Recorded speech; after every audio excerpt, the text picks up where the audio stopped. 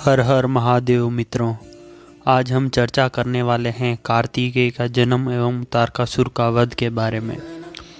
भगवान शिव और पार्वती के नित्य लीलाओं से कैलाश और भी रमणीय हो गया।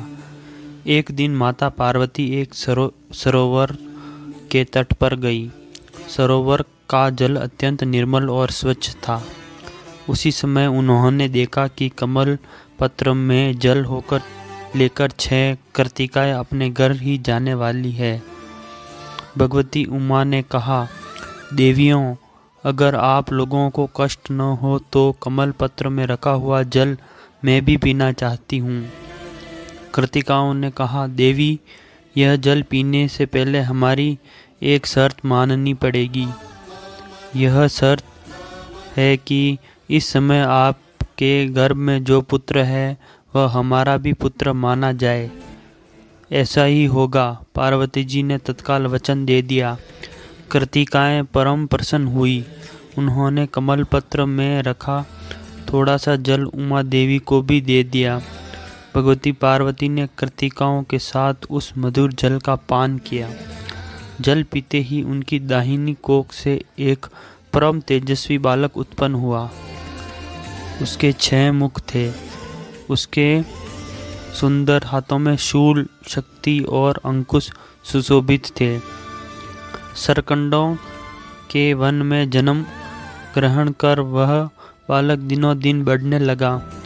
वह अपने 6 मुखों से 6 कृतिकाओं का दूध पीने लगा। कृतिकाएं भी माता की तरह उनका पालन पोषण करने लगी।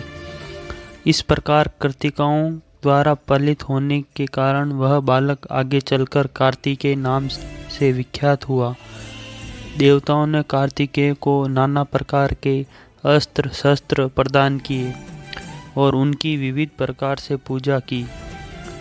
देवताओं ने भगवान शिव से अनुरोध किया, हे प्रभु, अब देवताओं का दुख दूर करने के लिए आप कुमार कार्तिकेय को आज्ञा दीजिए। शिवजी ने कुमार कार्तिकेय को देवताओं को सौंप दिया। कुमार कार्तिकेय देवताओं के सेनापति हुए। इंद्र ने तारकासुर के पास अपना दूत भेजा। दूत ने तारकासुर से कहा, असुरराज, देवराज इंद्र तुमसे युद्ध करने आ रहे हैं। तुम अपने प्राणों की रक्षा के लिए जो भी प्रयत्न करना चाहो कर लो। कुछ ही समय में कार्तिकेय देवसेना के साथ तारक नगर पहुंचकर चारों ओर से घेर लिया। दैत्यराज तारकासुर भी अपनी सेना के साथ युद्ध भूमि पर आ डटा। भयानक युद्ध छिड़ गया। कार्तिकेय का आश्रय पाकर देवता प्रबल हो गए। वे असुरों का संहार करने लगे। तारकासुर अपने सामने अनुपम बालक को देखकर कहा, बालक, तू युद्ध क्यों करना चाहता है? तू तो अभी निरा बच्चा है। जा कहीं गेंद खेल। मेरे आगे आकर तू क्यों मरना चाहता है? कुमार कार्तिकेय ने प्रत्युत्तर में कहा, तू मुझे बालक समझकर मेरी उपेक्षा मत कर।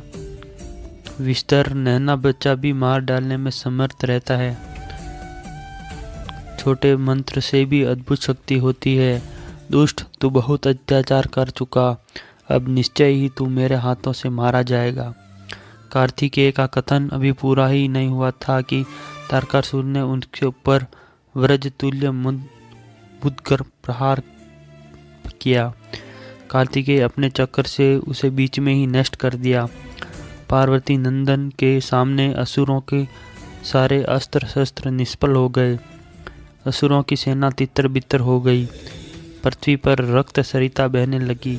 अमित तेजस्वी कुमार कार्तिकेय ने तारकासुर पर अपनी अमोघ शक्ति का प्रहार किया। वह शक्ति तारक की छाती में प्रवेश कर गई। उसकी छाती फट गई। दैत्य तारक का निर्जीव शरीर पृथ्वी पर गिर पड़ा। तारकासुर के वध से पृथ्वी का पाप मिट गया। देवगण शिवपुत्र की स्तुति करने लगे। उनकी प्रसन्नता का कोई ठिकाना नहीं था। चारों तरफ कार्तिकेय की जय जयकार होने लगी। हर हर महादेव।